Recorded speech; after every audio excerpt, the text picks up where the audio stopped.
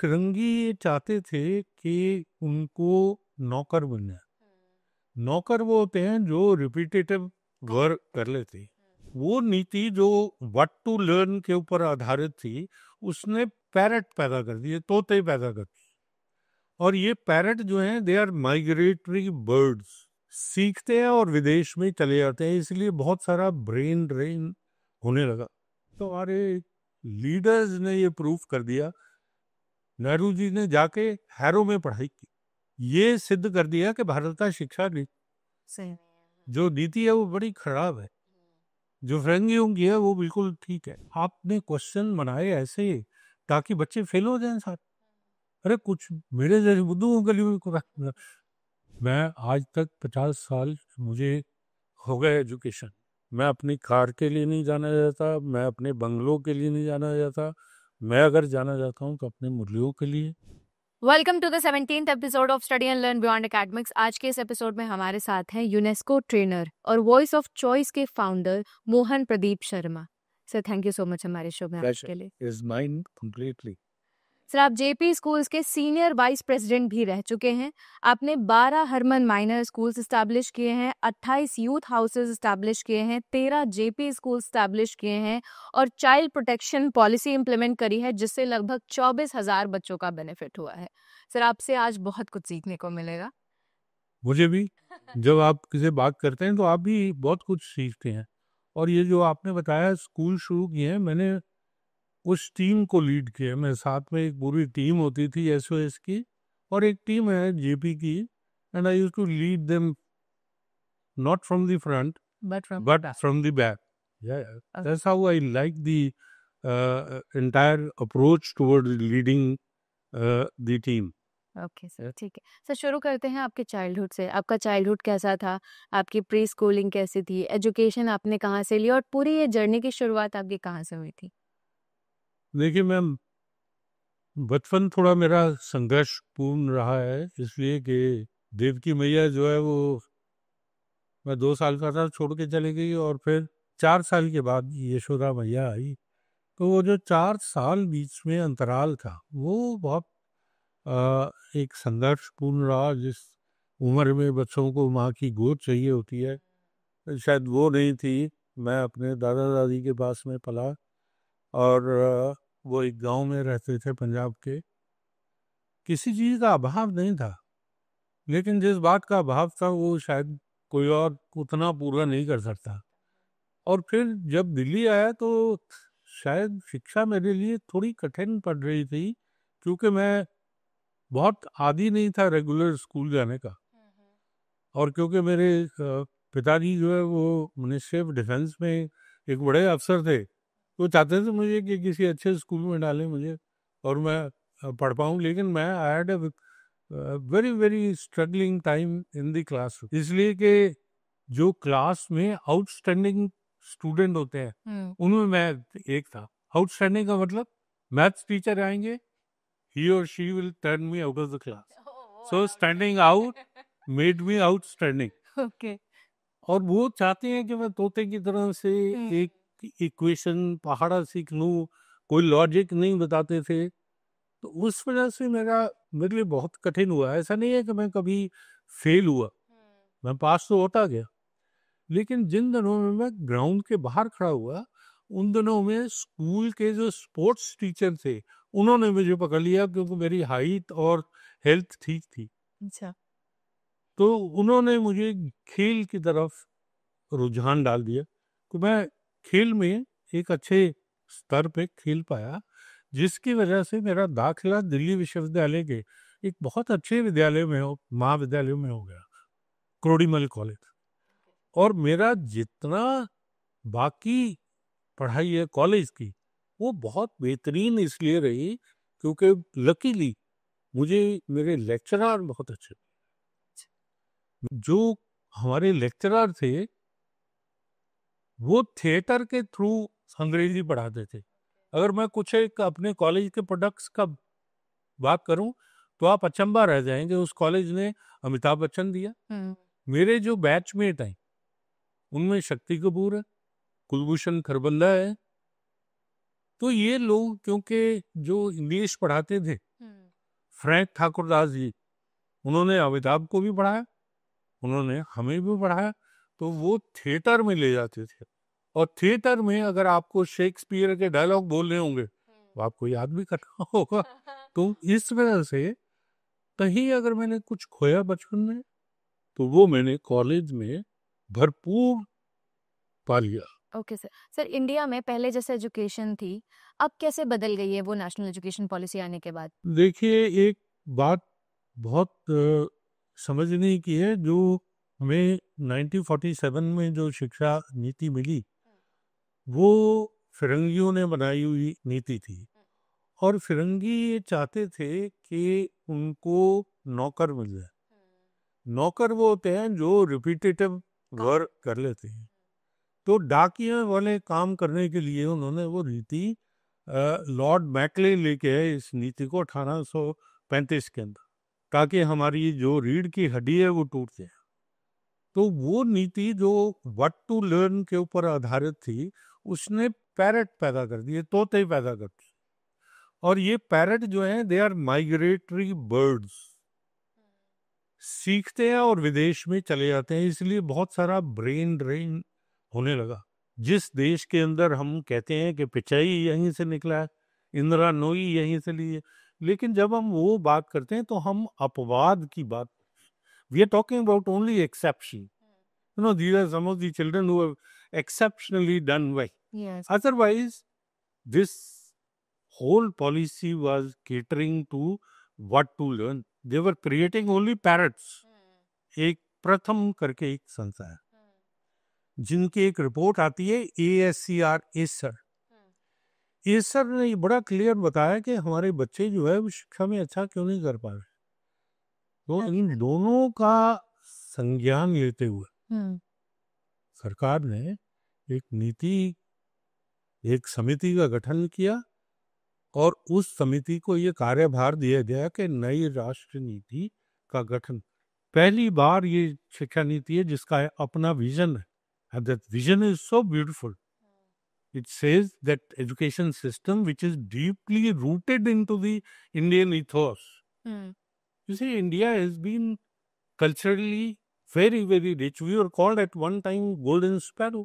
हमें सोने की चिड़िया क्यों बोलते थे? क्योंकि हमारा शिक्षा का जो सिस्टम था, गुरुकुल सिस्टम, जिसके अंतर्गत प्रभु राम की शिक्षा हुई, कृष्ण की शिक्षा हुई अलग अलग युगों में, उसको हम बिल्कुल भूल गए। गुरु शिष्य परंपरा कहीं देखने को नहीं आ रही थी।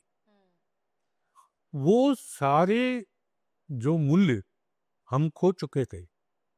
और आपको बड़ा आश्चर्य होगा, मैं इंग्लैंड गया मैं पहली बार और ऑक्सफोर्ड की लाइब्रेरी में गया। उन्होंने मतलब वो बड़े हैरान थे। उन्होंने कहा, सर आप हमारी लाइब्रेरी को देख के क्यों हैरान हो रहे हो?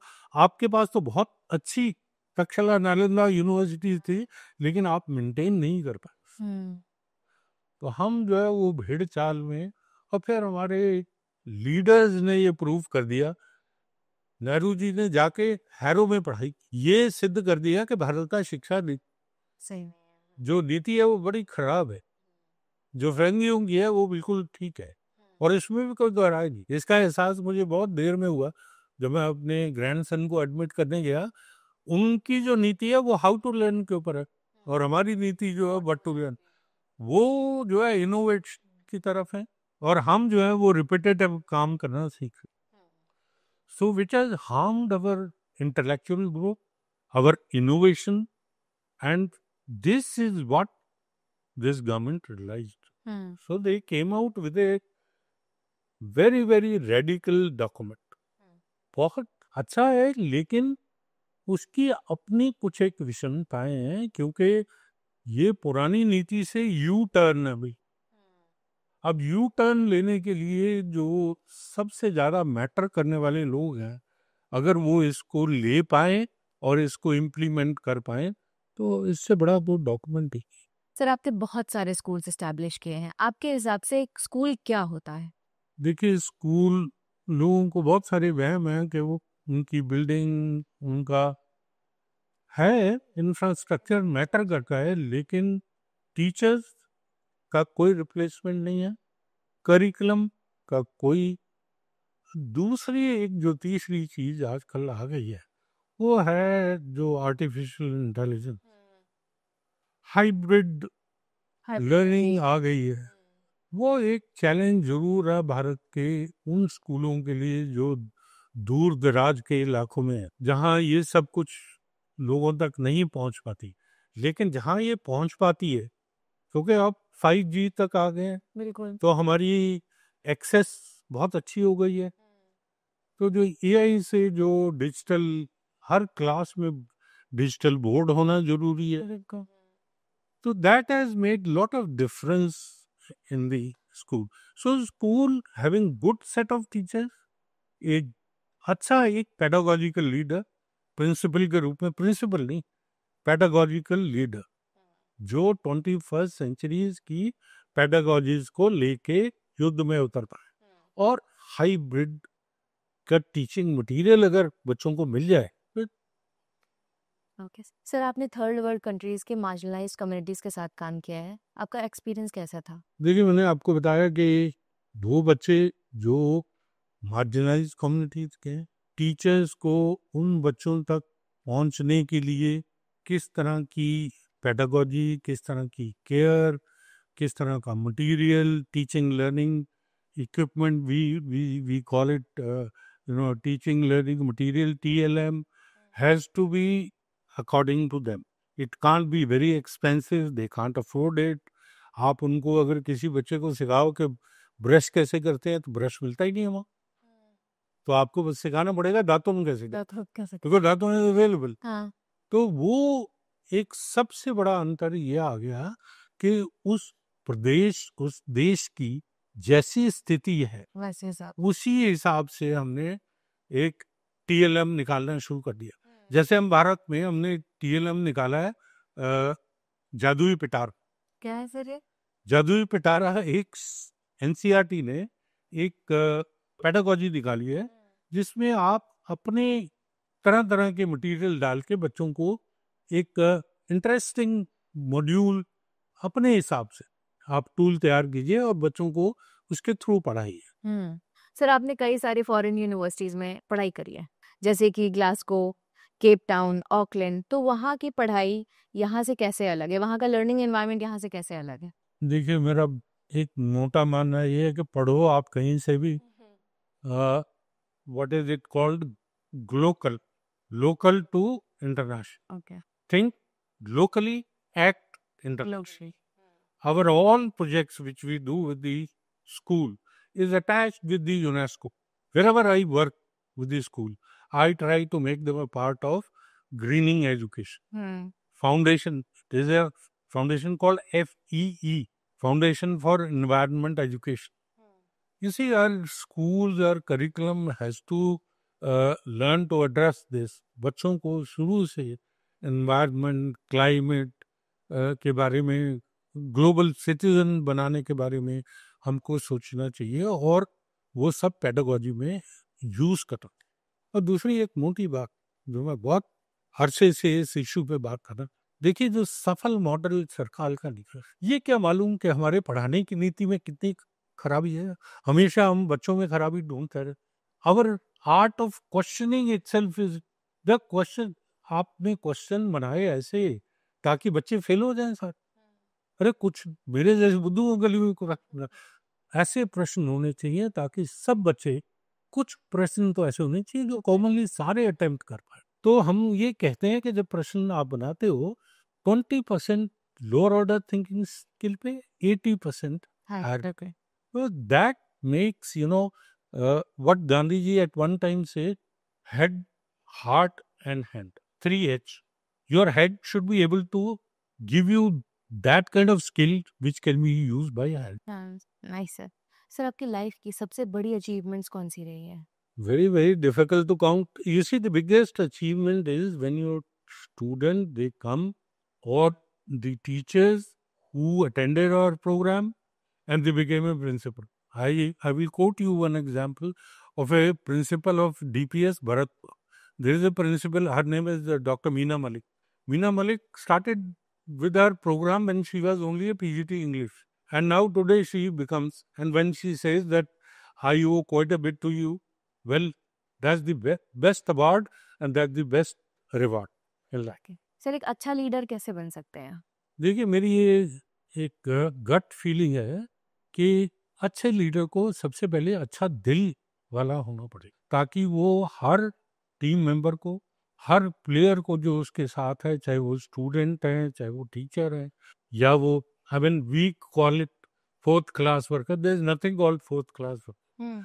The sweeper does his work, I do my work. So where is the difference between the work? जिस दिन लीडर काम में भेद करना छोड़ देगा, उस दिन वो एक अच्छा लीडर हो जाएगा. मैं आपको एक एग्जाम्पल कोट कर, 1982 की जब एशियन गेम्स हो रही थी, तो मैं भी जुड़ा हुआ था एशियन गेम के साथ साथ, और जो सुरक्षा को देख रही थी वो किरण बेदी जी, और जो उसके अध्यक्ष थे वो राजीव गांधी जी. एक दिन वो कार्ड नहीं लेके आए, उनको गेट पे कहा आपका कार्ड खाएं. उन्होंने कहा आपको, आप जानते नहीं मैं कौन हूँ? I only recognise the card. So a good leader has to be firm across line. अभी कोई भेदभाव नहीं करना चाहिए. नियम है तो सबके लिए, लेकिन जो छोटे हैं, जो अगर आप उनके लिए जगह नहीं रखते, तो लीडर के लिए अच्छा दिल होना, स्पेस देना आना, लोगों को mistakes be a part of learning. That's the biggest thing with me. I say you commit mistake, I am there. मैं किस लिए हूँ? मैं ठीक कर दूंगा, हो जाएंगे, हम मिलके कर लेंगे. मैं नहीं ठीक करूंगा, हम मिलके ठीक कर. You see, once children will not hesitate in attempting. अब तो अटेम्प्टिंग नहीं करते. उनको बताया मैडम है गुस्से हो जाएंगे, सर है गुस्से हो जाएंगे, प्रिंसिपल है गुस्से हो जाएगा. अरे गुस्से नहीं होगा भाई, तू कर. तो I do, even today I do 20 mistakes.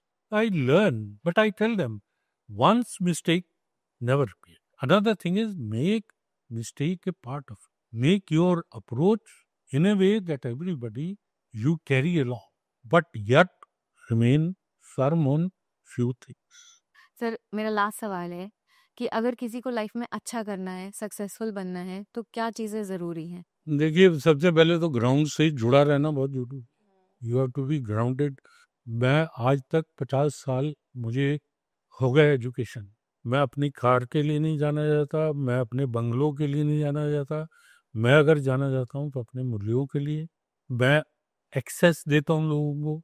किसी को भी सक्सेसफुल होना है, पहले तो रीचेबल हो, लोग उस तक पहुँच पाएँ, ताकि उसकी बात में अगर वजन है तो उन तक पहुँच पाए तो बात. तो ये सब बातें होना एक सफल शिक्षा में या किसी के लिए भी जरूरी है. ग्राउंडेड होना, एक्सेसिबल होना, अप्रोचेबल होना, मटेरियलिज्म से थोड़ा दूर रहना, एज पर एज रियलिस्टिक रहना लाइफ में, जो थोड़ा आज की दुनिया में टू से know to your own self. It is very challenge, but if you have, it will make you a big leader in the world. Nice sir, great answers. So thank you so much. Thank you very much. I'm obliged. Study and learn के interactive flat panels में आपको nursery से लेकर class 12 तक का complete content मिलता है, जिसे आप क्लासरूम में अपने स्टूडेंट्स को पढ़ा सकते हैं. अगर आपके पास स्टडी एंड लर्न का कंटेंट होगा, तो आप उसे क्लासरूम में शोकेस करके मैथ्स और साइंस के डिफिकल्ट कॉन्सेप्ट्स को बहुत ही इजीली बच्चों को पढ़ा सकते हो, और बच्चे बहुत ही इंगेज होकर सुनेंगे भी. अब एक बार देख रहे हैं कि इसका कंटेंट कैसा है. Because it is always easier to roll than to slide a poly over another.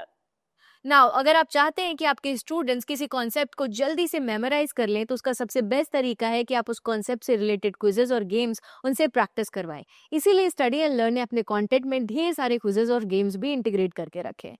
यहाँ पर आप देखिए, इस तरीके से आप प्रैक्टिस कर सकते हैं. इस कंटेंट में आपको 50,000 से ज़्यादा एनिमेटेड वीडियोस मिलते हैं, 2 मिलियन से ज़्यादा लर्निंग रिसोर्सेज मिलते हैं, 1 लाख से ज़्यादा क्वेश्चंस मिलते हैं, और 10,000 से ज़्यादा इंटरैक्टिव टूल्स मिलते हैं. If you want to know more, please call on 8927089270.